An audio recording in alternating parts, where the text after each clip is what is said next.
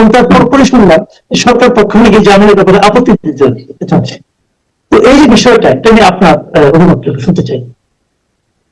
আমি মনে করি যে এটা সম্পূর্ণ অন্যায় এবং এক ধরনের কি বলবো অবিচার, যে কোনো কারণ ছাড়া কোনো রিজন ওই ধরনের তারা দেখাতে পারে নাই তাকে যে মামলায় ধরে রাখছে সন্ত্রাস এবং হাবিজাবি অভিযোগ দিয়ে, সেটা এখনো কোনো কিছু মানে তারা প্রমাণ দিতে পারে নাই। তাই মামলা চলুক, আপনি একজনকে ধরেছেন সে মামলা চলবে, সে প্রমাণ করুক, কিন্তু তা না করে নিম্ন আদালতও তার জামিন খারিজ করছে। উচ্চ আদালতে এসে যদি জামিন পাওয়ার মানুষ মানে আশাবাদী হয় যে উচ্চ আদালত হয়তো কিছু দেবে, কারণ সরকারের ইশারায় নিম্ন আদালত গুলো চলে, হয়তো উচ্চ আদালত চলে না।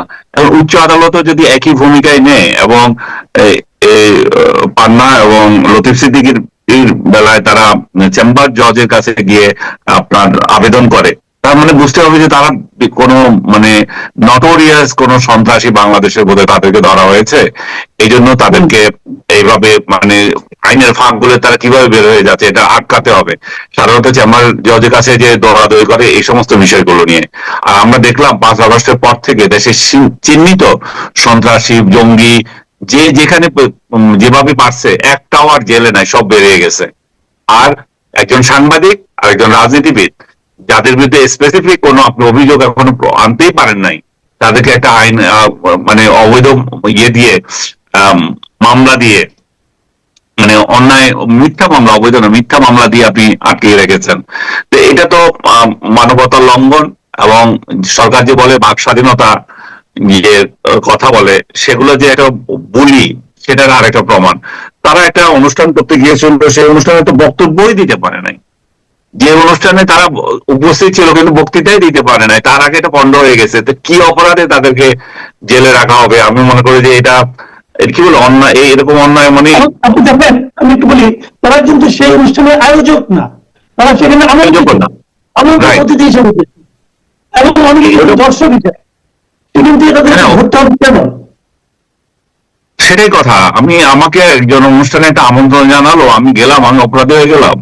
আমি আপনাকে আগেও বলেছি, আপনি আমাদের আরো অনেককে ওই অনুষ্ঠানে দাওয়া দেওয়া হয়েছিল, আমার ব্যক্তিগত কারণে আমি যেতে পারি নাই। এবং আমি সকালবেলা আরো সতর্কতা যে খুব এত ভোরে কোনো অনুষ্ঠানে যেত আমার ভালো লাগে না। তাছাড়া আমার নীতিগত সিদ্ধান্ত আছে, আমি অ্যাক্টিভিজমে বিশ্বাস করি না। এখন যে যেভাবে বিশ্বাস করে সে সেভাবে যাবে, এটাতে অন্যের কেন আপত্তি হবে? এবং সে আপত্তি করে যদি কিছু বলে থাকতো তাহলে একটা কথা ছিল। আর ওই সংগঠনটা কি বাংলাদেশের নিষিদ্ধ কোনো সংগঠন নাকি নাকি কোনো জঙ্গি সংগঠন যে যারা একটা অনুষ্ঠান আয়োজন করতে পারবে না? এবং এটা যদি হয়ে যায় যে বঙ্গবন্ধুর কথা বলা যাবে না, স্বাধীনতার পক্ষে কথা বলা যাবে না, মুক্তিযুদ্ধরা মিলিত হতে পারবে না, এটাও তাহলে একটা আইন করে দেওয়া হোক যে এই কাজগুলো আমাদের শাসন আমলে করতে পারবে না। তাহলে মানুষ সতর্ক থাকতে পারে, মানুষের এই ধরনের হেনস্থার শিকার হতে হয় না। আপনি দেখেন, এই গ্রেপ্তার নিয়ে কিন্তু এর মধ্যে আন্তর্জাতিক একাধিক সংগঠন কিন্তু বিবৃতি দিয়েছে এবং তারা সমালোচনা করেছে।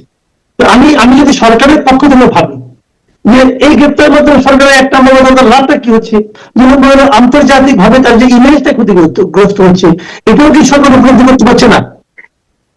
আমার তো মনে হয় পাচ্ছে না। আমরা যে বারবার বলতেছি এই সরকারের মব যে হারে আছে, এবং এই সরকার সরাসরি কোন সংবাদপত্রের উপর আঘাত আনে নাই, যেগুলো অন্যান্য প্যারাসাইট যেগুলো আছে ওরাই আক্রমণ করছে। সরকার এই জায়গায় প্রশংসা পাওয়ার যোগ্য, কিন্তু আবার নিন্দা পাওয়ার যোগ্য যে সরকার এটা প্রতিরোধ করছে না। সরকারকে সরাসরি মানুষ দায়ীও করতে পারছে না যে আপনি এটা করছেন, কিন্তু এটা তো সরাসরি সরকার করছে, এটা তো অন্য কোনো অর্গানাইজেশন করছে না। সরকার অন্যান্য খাতে যেটা করছে সাংবাদিকদের জন্য, সেটাও সরকার বলবে যে আমি সরাসরি করছি না, আমার তো ইয়ে নাই।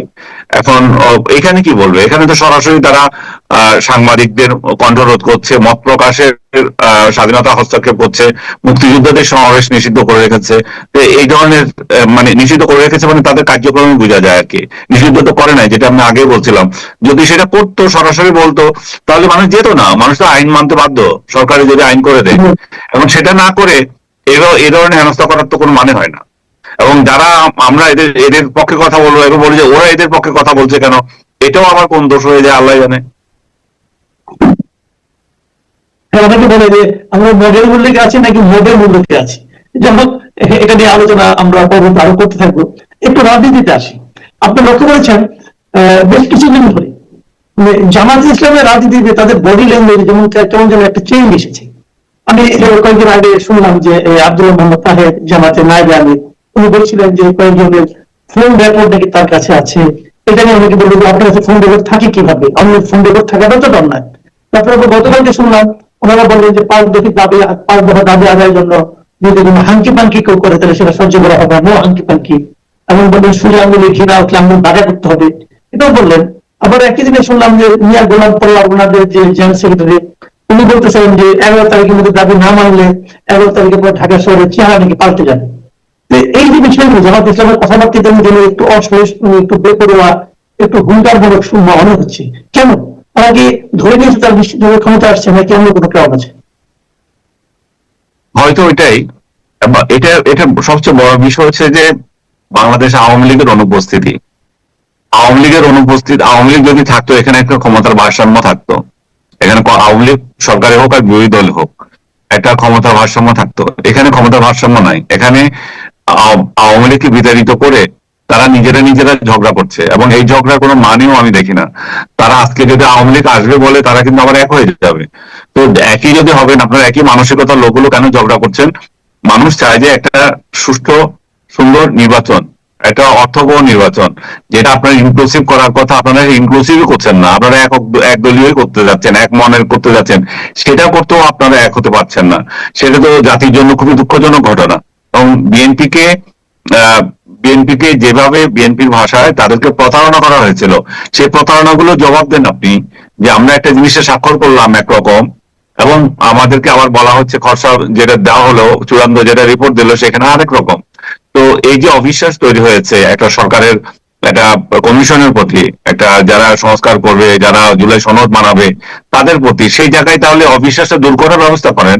সরকার সেই ব্যবস্থা না করে এটা রাজনৈতিক দলগুলোর উপর ঠেলে দিল। রাজনৈতিক দলগুলোর উপর ঠেলে দেওয়া মানে তারা এখন মারামারি করা, তারা বাকওয়াজ বক্তৃতা মানে একে অন্যের বিরুদ্ধে। এই ক্ষেত্রে বাকওয়াজ বক্তৃতায় জামাত ইসলাম এগিয়ে আছে বলতে হবে, কারণ তারাই বেশি আক্রমণ করছে এবং তারা রাজপথে নেমে গেছে। বিএনপি এখনো রাজপথে নামে নাই, বিএনপির ভাষা এখন সংযত আছে। বিএনপি আজকেও বলছে, মির্জা ফখরুল বলছেন যে গণতন্ত্রকে আবারও ধ্বংস করার চক্রান্ত চলছে। আজকে 7ই নভেম্বরের অনুষ্ঠানে তারা এটা বলেছেন, উনি মির্জা ফখরুল সাহেব কিছুক্ষণ আগে। সো এখন তাহলে এটা সমাধান কি? সমাধান তাদেরকে করতে হবে।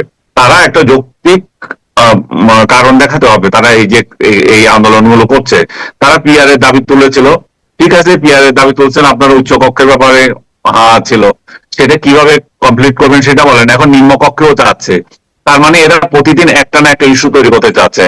সোজা আঙ্গুলে ঘি না উঠলে আঙ্গুল বাঁকা করবে, এবং তাদের ঘি দরকার। ঘি যখন দরকার তখন একটা ইলেকশনের দরকার কি? আপনারা নিজেরা, হ্যাঁ, জিনিসটা কি? ঘি জিনিসটা ওই যে দাবিগুলো 5 দফা, এই যে পিয়ার দিতে হবে, নিম্ন, তারপরে আপনার রেফারেন্ডাম দিতে হবে। তবে বক্তৃতার ভাষা পাল্টে গেছে না? মানে ওনারা মনে করছে যে ক্ষমতায় চলে গেছেন। বিএনপিও 5 আগস্টের পর থেকে যে সমস্ত আচরণ করেছিল সেগুলোতে তারা প্রতিফলিত হয়েছিল যে তারাই ক্ষমতায়। এখন জামাতে ইসলাম দীর্ঘদিন সামলিয়ে আসছে প্রশাসন দখল করা, তারপরে বিশ্ববিদ্যালয়গুলো দখল করা, এই কাজগুলো এখন তাদের অলমোস্ট সমাধানের পথে।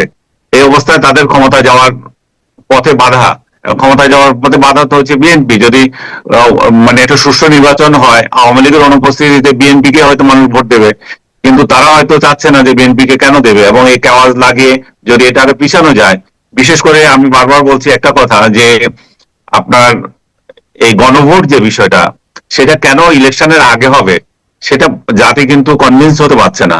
ইলেকশনের আগে সংসদ নির্বাচনের আগে হবে। সংসদ নির্বাচনের আগে সময়টা কোথায়, আর কেনই বা হতে হবে এত কোটি কোটি টাকা শ্রাদ্ধ করে? তাহলে সেটা কিন্তু জামাতে ইসলাম বা আদার্স দিতে পারে না। তারা বলে যে লেজিটিমেসি দরকার। সংসদ নির্বাচন যখন হয়ে যায়, তার থেকে বড় লেজিটিমেসি কে দিতে পারে? সংসদে তো হয়ে যাবে। এই যে আপনি বললেন যে কোটি কোটি টাকা ব্যয় আগে কেমন নির্বাচন হবে, জামাত কিন্তু একটা চমৎকার যুক্তি দিয়েছে। জামাতের যুক্তিটা হলো যে প্রতিদিন নাকি যে টাকা চাঁদাবাজি হয়, সেই একদিনের চাঁদাবাজির টাকা দিয়ে নাকি একটা গণভোট করা সম্ভব। তো যদি একদিনের চাঁদাবাজি দিয়ে গণভোট করা সম্ভব হয়, আমার প্রশ্ন হচ্ছে যেদিন গণভোট হবে সেদিন কি চাঁদাবাজি হবে না? এটা কি কথা না, বলছেন? একদিনের চাঁদাবাজি দিয়ে যদি গণভোট হইতে পারে, তাহলে চাঁদাবাজিটা ওনারা বন্ধ করে দিক না। আমরা তো চাঁদাবাজি বন্ধ করার জন্যই নির্বাচন চাচ্ছি। যে যান ভাই, আপনারা নিজেরাই চাঁদাবাজির লাইসেন্সটা পান। এখন এখন আপনারা সবাই লাইসেন্স আপনাদের চাঁদাবাজির। তো চাঁদাবাজির লাইসেন্সটা এক দলকে দেন, আমরা তো সেটা চাচ্ছি। মানুষ তো এক দলকে চাঁদা দিতে চায়, 3 দলকে চাঁদা দিয়ে 14 দলকে চাঁদা দিয়ে তো মানুষ ব্যবসা বাণিজ্য করতে পারছে না, টিকতে পারছে না।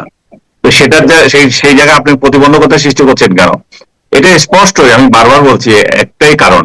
এটা হচ্ছে যে একটা সাংবিধানিক আহ বৈধতা নেওয়া, যে একটা একটা গণভোটের মাধ্যমে একটা একটা রায় নেবে, হ্যাঁ যদি জয়ী হয় তাহলে বলো যে এই জনগণ এই সরকারকে যত কর্মকাণ্ড করেছে সেগুলোর বৈধতা দিয়েছে, জুলাই সনদের পক্ষে বৈধতা দিয়েছে, এবং এই সরকার তার মেয়াদ পূর্ণ করুক, আরো আরো কয়েক বছর থাকুক, তারপরে যদি ইলেকশন দেয় এখন কোনো সমস্যা নাই। কারণ আগে সংকট ছিল, সাংবিধানিক সংকট ছিল, বৈধতা নিয়ে কোশ্চেন ছিল, এখন আর বৈধতা নাই, মানুষ তো ভোট দিয়ে দিয়েছে। এবং এই গণভোট যেটা বাংলাদেশের ইতিহাসে যে আগেও 3 বার হয়েছিল, জিয়াউর রহমানও এইভাবে বৈধতা নিয়েছিল যখন উনি জেনারেল ছিলেন, এরশাদও এইভাবে বৈধতা নিয়েছিল। তো এই 2বার বৈধতা পেয়েছে। আরেকবার তো খালেদা জিয়া, সেখানে বৈধতার প্রশ্ন আসেনি, সেখানে সংসদ বহাল ছিল। তো সেসব এটা বিশেষ প্রয়োজনে একটা গণভোট করতে হয়েছিল। তারপর এখন এই 2টা গণভোটের উদাহরণ দিয়ে তারা বলবে যে আমরা তো এখন বৈধতা পেয়েছি, এই সরকারকে আরো লেংদি করতে দিই। আর এই সরকারকে লেংদি করতে দেওয়া মানে হচ্ছে যে বিএনপির বিরুদ্ধে আরো অভিযোগ করা, বিএনপিকে আরো ডাউন করা, এবং দেশের মধ্যে একটা অস্থিতিশীলতা তৈরি করা। ওনারা 11 তারিখ ঢাকায় অচল করে দিতে চাচ্ছেন, এদিকে আওয়ামী লীগ চাচ্ছে যে 13 তারিখ ঢাকা অচল করতে। তারা এর মধ্যে আহ্বান জানিয়েছে তাদের লোকদেরকে ঢাকা আসার জন্য। তো ঢাকা ঢাকা ঢাকা কেন এত কষ্ট করবে রে ভাই? আপনারা এগুলা অন্য কোথাও যাই করেন না। হ্যাঁ, ঢাকাবাসীর কেন এত কষ্ট সহ্য করতে হবে আপনাদেরকে? রাজপথের এই সমস্ত আন্দোলন, এই সমস্ত হাঙ্গামা, এগুলাতে রক্ষা পাওয়ার জন্যই তো মানুষ চেয়েছিল যে একটা একটা পরিবর্তন, একটা রেজিম চেঞ্জ। এখন রেজিম চেঞ্জ হইতে আপনারা দিচ্ছেন না কেন? চেঞ্জ হওয়ার পরে আরেকটা যে গণতান্ত্রিক উপায়ে একটা সরকার আসবে, সেই জায়গায় আপনারা কেন বাধা দিচ্ছেন বারবার? মানুষ খুবই বিরক্ত এই সমস্ত কর্মকাণ্ড নিয়ে। হয়তো ওনাদের দলীয় দালাল যারা আছে, হয়তো রাজনৈতিক দলের দালাল যারা আছে, তারা এটাতে মজা পেতে পারে, তারা ক্ষমতা ভোগ করছে, কিন্তু সাধারণ মানুষ জর্জরিত। সাধারণ মানুষ তাদের অন্ন, বস্ত্র, শিক্ষা সবকিছু তারা মানে রুদ্ধ হয়ে গেছে, তাদের তাদের দুর্বিষহ জীবনযাত্রা হয়ে গেছে, তারা তাদের আয়ের উৎস কমে গেছে। এই যে তারা কোনো একটা কেউ বিনিয়োগ করছে না, কারণ সবকিছু স্থবির হয়ে আছে একটা নির্বাচনের জন্য। এখন এই নির্বাচন যদি জানুয়ারিতে হয় আরো ভালো। সেই জায়গায় রাজনৈতিক দলগুলো একটা অন্যের উপরে মানে খবরদারি করে কিভাবে কে ক্ষমতায় যাবে সেই চেষ্টা করছে। মানুষের কি আসে যায় জামাত যাক আর বিএনপি যাক, আপনারা যে যান, আপনারা ভোটটা দেন, মানুষ পছন্দ করুক। আপনি কি মনে হয় নির্বাচনটা কি আসলে ফেব্রুয়ারিতে হওয়ার ব্যাপারে আপনার কি আশঙ্কা আছে? আপনারা যেভাবে ওনারা যে প্যাঁচ লাগাচ্ছে একটার পর একটা, আশঙ্কা তো আছে ফেব্রুয়ারিতে ইলেকশন হবে কিনা। সরকারের তরফ থেকে একটা দৃঢ়তা ছিল যে আমরা ফেব্রুয়ারিতে ইলেকশন করব, কিন্তু যখন এই ইস্যুটা রাজনৈতিক দলগুলোর উপর ছেড়ে দিল 7 দিনের দিয়ে, তখন তো আর একটা রিলে ডালা শুরু হয়ে গেল, তখন রাজপথে নেমে গেছে, 5 দফা দাবি শুরু হয়ে গেছে। এখন যে বিষয়গুলো নিয়ে ওনারা 9 মাস ধরে তর্ক করেছেন, বসছেন পাশাপাশি, সেগুলোকে বাদ দিয়ে আবার নতুন নতুন ইস্যু আনছেন। তো তার মানে এত সব ইস্যুর মিনিংটা কি? একটাই মিনিং হচ্ছে যে নির্বাচন পিছিয়ে দেওয়া, নির্বাচনের পরিবেশ নষ্ট করা।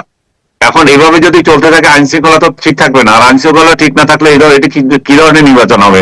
সেটা তো ঘরে বসে বসে বসে ভাগাভাগি করেও তো হয়ে যেতে পারে। সরকারের টাকাগুলো খরচ করবে কেন? এবং তাতে করে এবং এবং নির্বাচন যদি হয়ে যায়, ডক্টর ইউনূস একটা সেফ এক্সিট পাবে। এখন তাকেও সেফ এক্সিট দিচ্ছে না, তাকে বলছে আপনি থাকেন, আপনার মাথায় কাঁঠাল রেখে আমরা খাবো। হ্যাঁ, তারা যদি এই জুলাই সনদের পক্ষে ভোট নিয়ে সংসদ নির্বাচনের আগে এই বৈধতা নেওয়ার উদ্দেশ্য হচ্ছে যে এটা, যে ডক্টর ইউনূসকে তখন বলা হবে যে বৈধতা আপনি পেয়ে গেছেন, ডক্টর ইউনূস তখন খুশি মনে বলে যে ঠিকই তো আছে, আমি থাকি, এবং তার সভাসদ বলবে যে এই তো আমাদের একটা বৈধতা এসে গেল, সমস্যা কি? এখন মজা মজা। এখন যেভাবে ওনারা মজা এনজয় করছেন সেভাবে আরো এনজয় করবেন। জি, অনেক ধন্যবাদ, ধন্যবাদ জনাব আলী সালাম। আজকে